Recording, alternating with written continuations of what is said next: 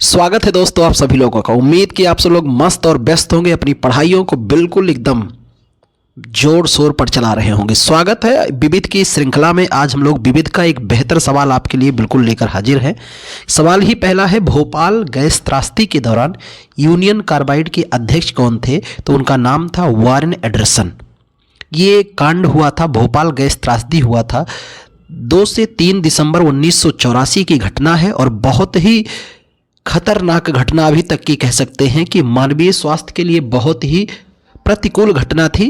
2 से 3 दिसंबर 1984 और इस दौरान एक गैस का रिसाव हुआ था जिसे हम लोग MIC कहते हैं, मिथाइल आइसोसाइनेट। ये बहुत ही खतरनाक गैस थी, इसी का रिसाव हुआ था। लाखों हजारों लोगों की संख्या में इससे प्रभावित हुए थे। किस गैस से? मिथाइल आइसोसाइनेट से। अगले सवाल पर आते हैं कि राष्ट्रीय युद्ध स्मारक कहाँ पर स्थित है? आप सभी जानते हैं, नई दिल्ली में राष्ट्रीय युद्ध स्मारक। इस राष्ट्रीय युद्ध स्मारक की बात किया जाए तो इसका उद्घाटन किया है हमारे किसने? प्रधानमंत्री नरेंद्र मोदी जी ने। और इस राष्ट्रीय युद्ध स्मारक का उद्घाटन कब किया गया? 25 फरवरी 2019 को। 25 फरवरी 2019 को इसका उद्घाटन किया गया। राष्ट्रीय युद्ध स्मारक जो है ये आज़ादी के समय बलिदान देने वाले भारतीय सैनिकों की याद में इसका निर्माण कराया गया है। अगले सवाल पर आते हैं, शुतुरमुर्ग के अंडे का माप कितना है? तो ऐसे सब सवाल अगर आएँ तो आप छोड़ सकते हैं, क्योंकि ये सवाल दिए ही जाते हैं छोड़ने के लिए। 170 mm से 130 mm तक इसका माप बताया जाता है। नेशनल इनोवेशन फाउंडेशन भारत ने मवेशियों में होने वाली कृमियों के इलाज के लिए रासायनिक विधियों के विकल्प के रूप में किस नामक एक स्वदेशी हर्बल दवा विकसित की है? तो उसका नाम है वर्मीबेट। क्या नाम है? वर्मीबेट नाम की दवा विकसित की है। महिलाओं के औपचारिक स्वास्थ्य शिक्षा नीचे दिए गए विभिन्न कारणों से महत्वपूर्ण है। महिलाओं के लिए औपचारिक स्वास्थ्य शिक्षा के संबंध में कौन सा विकल्प गलत है? तो महिलाओं के स्वास्थ्य शिक्षा के संदर्भ में गलत विकल्प की तलाश करना है। सही ऑप्शन हो जाएगा यही कि यह बच्चे पैदा करने के बारे में निर्णय लेने का अधिकार देता है। बिल्कुल नहीं, यह ऑप्शन क्या रहेगा? गलत रहेगा। प्रेरण के मनोविज्ञान में संतुलन सिद्धांत दृष्टिकोण परिवर्तन का सिद्धांत है जो किसके द्वारा प्रस्तावित किया गया है? तो फ्रिट्ज हेइडर के द्वारा। मित्र, ये श्रृंखला जो विविध है ये बहुत ही टफ और बहुत बेहतर मानी जाती है। उम्मीद रहता है कि ये सवाल बार बार अपने को ही दोहरान करते रहते हैं और ये सामान्यतः किसी किताब में ऐसे सब सवाल मिलने वाले आपको नहीं हैं। ये आयोग के ही सवाल हैं और आयोग के ही साइट पर ये मिल सकता है, बाकी संभव नहीं हो पाता है और खोजोगे तो फिर बहुत टाइम जाएगा। सवाल है, उत्तर पूर्वी क्षेत्रीय भाषा केंद्र कहाँ स्थित है? अगर आपने इस चैनल पे लगातार इसको देख रहे हैं तो मैंने आपको इसको पढ़ाया था, तो आप वहाँ सवाल को देख सकते हैं कि उत्तर पूर्वी क्षेत्रीय भाषा का केंद्र कहाँ पर स्थित है? तो यह केंद्र स्थित है आपका गुवाहाटी। गुवाहाटी कहाँ पर है? असम में स्थित है। मैंने आपको भारतीय भाषा संस्थान बताया था जिसके कुल 7 केंद्र थे। कितने? 7 केंद्र, और उनके संदर्भ में मैंने आपको वहाँ जानकारी दी। अगला सवाल है, विप्रो लिमिटेड का निगमन किस वर्ष हुआ? तो विप्रो कंपनी का निगमन हो रहा है 1945 में। विप्रो कंपनी के जो संस्थापक हैं उनका नाम है MH प्रेम जी। MH प्रेम जी इसके संस्थापक हैं और इस कंपनी का हेडक्वार्टर कहाँ है? बेंगलुरु में। कहाँ पर है? बेंगलुरु में इसका हेडक्वार्टर है और एक आउटसोर्सिंग सेवा प्रदान करने वाली कंपनी है विप्रो। ऐसे ही बात करते हैं हम लोग इंफोसिस। कौन एक कंपनी है? इंफोसिस है।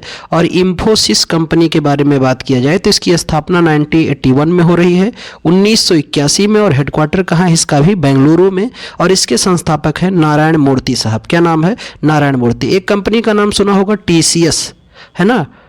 TCS कंपनी के बारे में बात करते हैं कि इसकी स्थापना कब हुई? 1968 में। हेडक्वार्टर कहाँ है? मुंबई में। और इसके संस्थापक हैं JRD टाटा। क्या नाम है? JRD टाटा।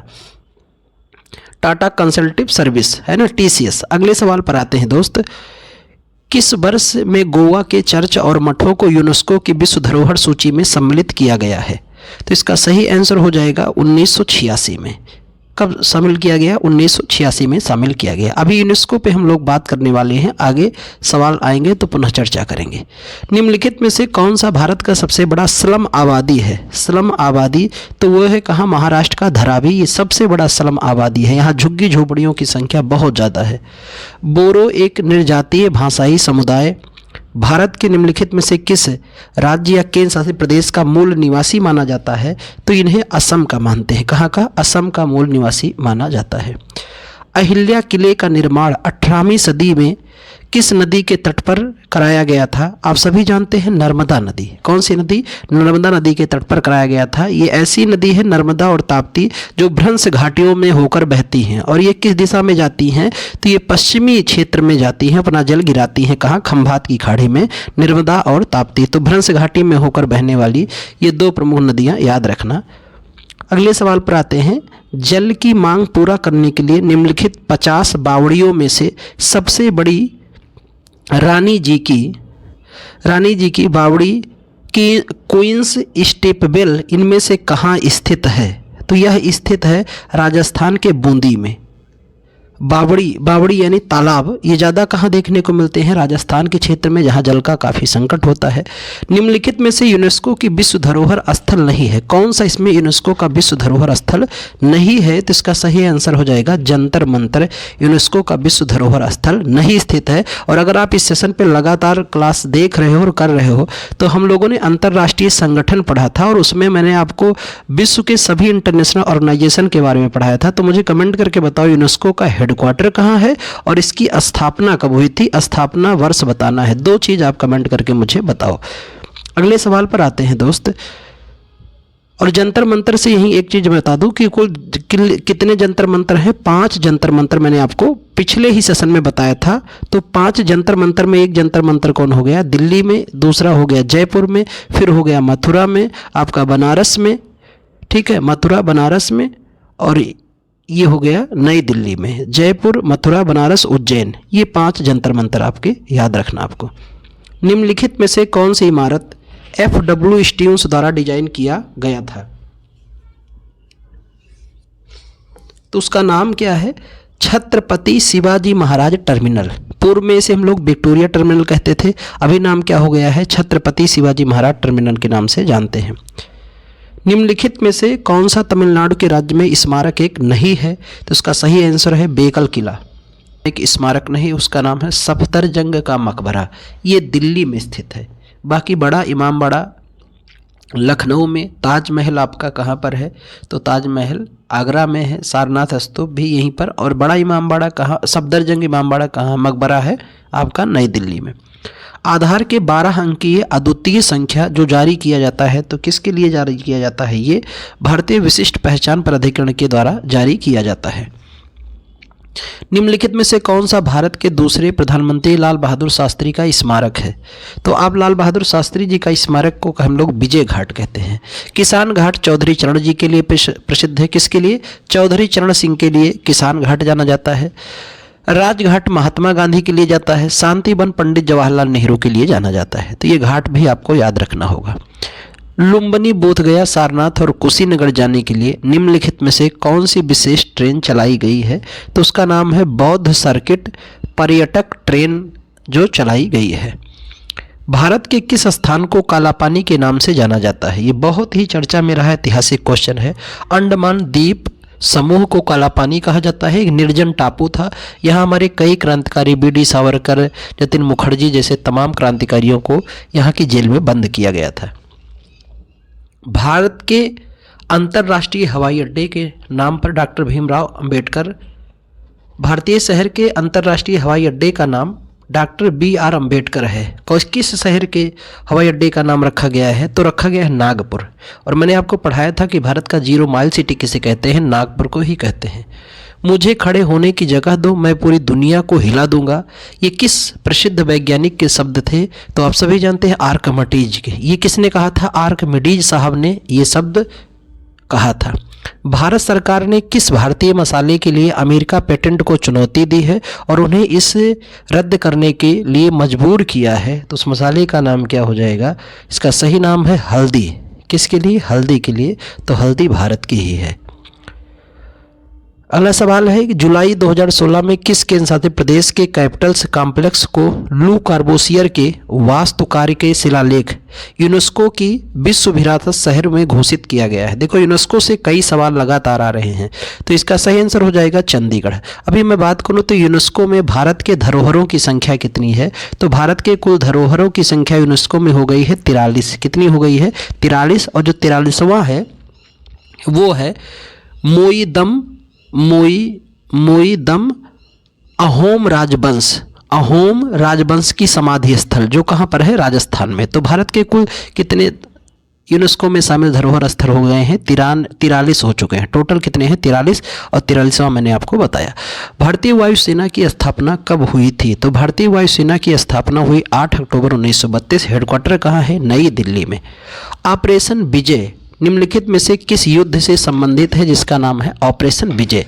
तो ऑपरेशन विजय संबंधित है मेरे दोस्त, यह अभियान हुआ था भारत ने पाकिस्तान पर किया था। हम लोग इसको पढ़ते हैं किस युद्ध के दौरान? कारगिल युद्ध। ठीक है, ऑपरेशन विजय, कारगिल युद्ध। कुछ ऑपरेशन बताऊं, जैसे ऑपरेशन पोलो, तो हैदराबाद पर ऑपरेशन पोलो के तहत हम लोगों ने पुनः भारत में उसे शामिल किया। हैदराबाद ऑपरेशन पोलो, ये 1948 का है ऑपरेशन पोलो। ऐसे ही मैं आपसे बात करूं तो ऑपरेशन कैक्टस लिली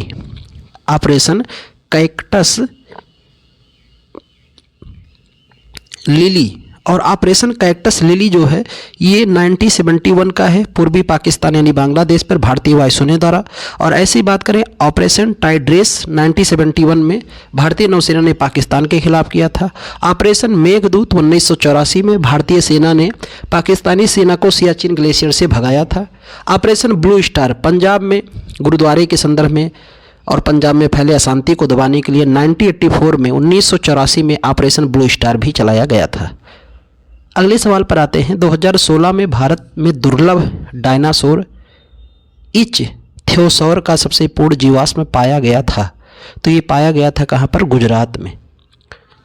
भारत में केंद्रीय औद्योगिक सुरक्षा बल अस्तित्व में कब आया? 1969 में, जिसे हम लोग CISF कहते हैं। और अभी हाल में ही सरकार ने CISF में महिला बटालियन को शामिल करने की मंजूरी भी दे दिया है। तो CISF की स्थापना हुई 1969 में। हेडक्वार्टर कहाँ पर है? नई दिल्ली में। और अभी इसके वर्तमान के DG कौन है? राजबिंदर सिंह भट्टी। किसके? CISF के। UN द्वारा किस दशक को अंतर्राष्ट्रीय पेयजल स्वच्छता के रूप में नामित किया गया है? तो 1981 से 1990 को नामित किया गया है। श्रवणबेलगोला स्थित गोमतेश्वर मूर्ति किस सामग्री की बनी हुई है? ग्रेनाइट की। किसकी है? ग्रेनाइट की। तो आप जानते हैं गोमतेश्वर मूर्ति जो है यह जैन धर्म के संस्थापक भगवान ऋषभदेव के पुत्र की है। भगवान ऋषभदेव के 2 पुत्र थे। ठीक है, एक का नाम भरत और दूसरे का नाम बाहुबली। तो बाहुबली गोमतेश्वर की यह मूर्ति लगाई गई है। एयर इंडिया में लोगो क्या शामिल है? एयर इंडिया लोगो में क्या शामिल है? तो इसका नाम हो जाएगा उड़ता हुआ हंस, जिसके अंदर कोणार्क का चक्र है, ये इसका लोगो है।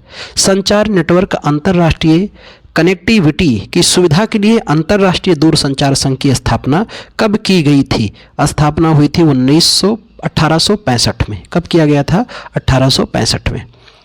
डैश एक इलेक्ट्रॉनिक ट्रेडिंग पोर्टल जो कृषि उत्पाद के लिए एकीकृत राष्ट्रीय बाजार बनाने के लिए कृषि उत्पाद विपणन मंडियों को नेटवर्क बनाता है, उसका नाम क्या है? ई नाम। इसका नाम क्या है? ई नाम।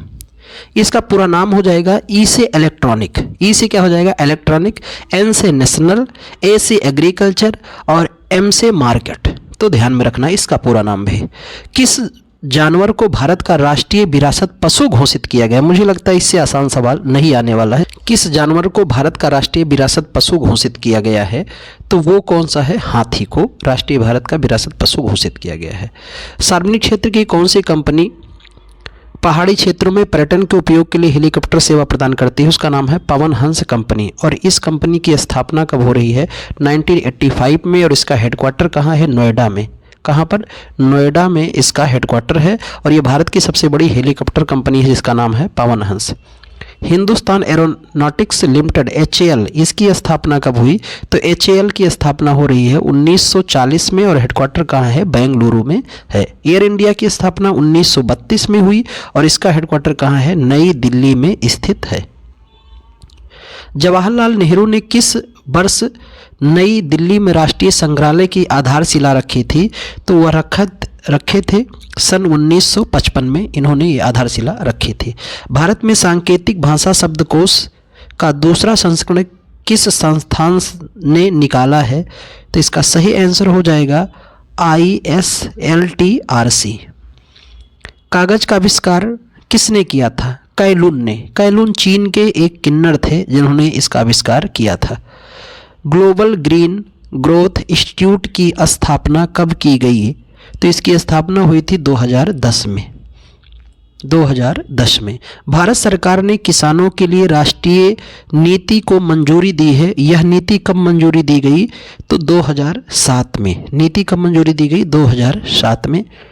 डॉक्टर बिंदेश्वर पाठक संबंधित हैं किससे? आप सभी जानते हैं सुलभ शौचालय आंदोलन चलाए थे। कौन? डॉक्टर बिंदेश्वर पाठक। ये उद्देश्य क्या था? बायोगैस स्थापित करने के लिए यह कार्यक्रम इन्होंने चलाया था। विश्व प्रसिद्ध स्वर्ण मंदिर की आधारशिला किसने रखी थी? तो इसकी आधारशिला रखी थी हजरत मियाँ मीर ने। आप जानते हैं कि स्वर्ण मंदिर को बनवाया किसने था? तो स्वर्ण मंदिर के निर्माण के लिए पांचवें गुरु अर्जुन देव का योगदान खूब माना जाता है। पांचवें गुरु अर्जुन देव जिनकी बाद में हत्या किसने करा दी थी? तो जहांगीर ने करवा दी थी। तो सिख धर्म में कुल 10 गुरु, पहले गुरु का नाम गुरु नानक, पांचवें गुरु अर्जुन देव, 10वें हैं गुरु Govind Singh. Make in India का प्रतीक डैश से बना शेर है? तो बना है कॉन्ग्स से बना शेर है। अगले सवाल पर आते हैं। इनमें से किस महानगर का नाम स्वतंत्रता के बाद अब तक नहीं बदला गया है? स्वतंत्रता के बाद से लेके अभी तक वैसे के वैसे है, तो उसका नाम क्या है? दिल्ली। आप जानते हैं 1911 में कलकत्ता से दिल्ली को राजधानी बनाने की घोषणा की गई। कलकत्ता से दिल्ली को 1912 में दिल्ली राजधानी बनी। 1931 में दिल्ली से नई दिल्ली राजधानी बनी। अमर जवान ज्योति की स्थापना 1972 में की गई थी। तो यह स्थापना कहाँ पर की गई है? India Gate. और इंडिया गेट कहाँ है? दिल्ली में स्थित है। 1971 में शहीद हुई जवानों की स्मृति में यहाँ पर बनाया गया है। बाघा बॉर्डर आपका अमृतसर में है, भारत और पाकिस्तान के सीमा पर। गेटवे ऑफ इंडिया, तो गेटवे ऑफ इंडिया कहाँ है? मुंबई में है। और यह ब्रिटेन के राजा किंग जॉर्ज प्रथम और रानी मैरी की याद में बनाया गया है। जैसलमेर भी कहाँ पर है? राजस्थान में। यह भी युद्ध स्मारक है। भारत और पाकिस्तान में शहीद हुए सैनिकों की याद में बनाया गया है। भारतीय पशु कल्याण बोर्ड की स्थापना कब की गई थी? 1962 में।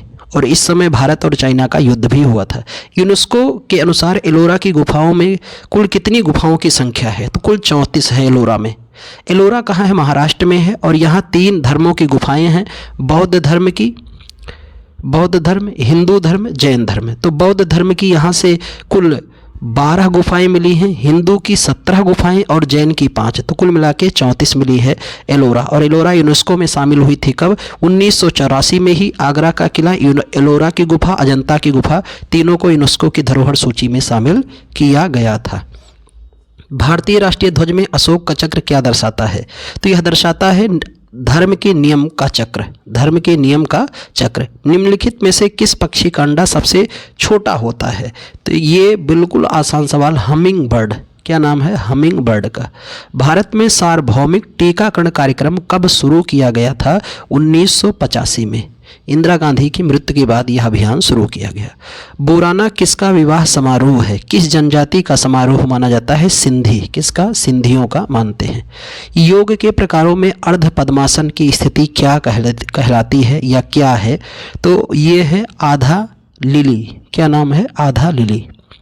निम्नलिखित में से किस राजवंश ने बेसेरियन शैली की मंदिर वास्तुकला की शुरुआत कराई थी? तो यह शुरुआत कराई थी चालुक्य वंश। हम लोग जानते हैं मंदिर की वैसे तो 2 ही महत्वपूर्ण स्थापत्य कला होती है। किसकी? मंदिर की। एक को नागर शैली कहते हैं, दूसरे को द्रविड़ शैली कहते हैं। पर दोनों स्वरूप जहाँ मिल जाए उसे हम लोग बेसर शैली भी कहते हैं। तो मुख्यतः 2 ही होती हैं पर 3 कही जाती हैं। नागर शैली, द्रविड़ शैली, बेसर शैली के मंदिर कहे जाते हैं। योग में माकरान किस मुद्रा को दर्शाता है? तो यह दर्शाता है मगरमच्छ। किस मुद्रा को? मगरमच्छ को दर्शाता है। योग के लिए किस आसन में अपना शरीर का आकार मछली जैसे बनता है? ये कौन सा योग है जो ऐसे बना देता है? उसका नाम है मत्स्यासन। जिसमें मछली का आकार पूरा धारण कर लेता। हवा महल कहाँ पर स्थित है? आप सभी जानते हैं जयपुर। जंतर मंतर भी कहाँ है? जयपुर में स्थित है। तो हवा महल, जंतर मंतर और गुलाबी शहर किसे कहते हैं? जयपुर। भारत का पहला संविधान पार्क भी कहाँ है? जयपुर। विविध का आखिरी सवाल आपके सामने है। उम्मेद भवन पैलेस किस शहर में स्थित है? जोधपुर में। जोधपुर कहाँ है? राजस्थान में। तो मेरे दोस्त, एनटीपीसी, रेलवे व जो भी अन्य एग्जाम है जिसमें भी विविध सवाल सभी में पूछे जाते हैं, और इस विविध सवाल का आयोग के अलावा सामान्यतः किसी भी पुस्तक में इसका आपको व्याख्या नहीं मिलेगा। आंसर भी इन्हीं का मान्य होगा, उसमें अघतन किसका? आयोग का। तो ये सेशन आपके लिए बहुत ही बेहतर और लाभकारी, इसलिए इसको जरूर 2-3 बार देख के जाइएगा। उम्मीद कि आप अपने एग्जाम में इस सेशन से बहुत ज़्यादा लाभ मिले और सेलेक्ट हो जाएं। तो अगले सेशन में पुनः मिलते हैं दोस्त, तब तक के लिए बहुत बहुत धन्यवाद।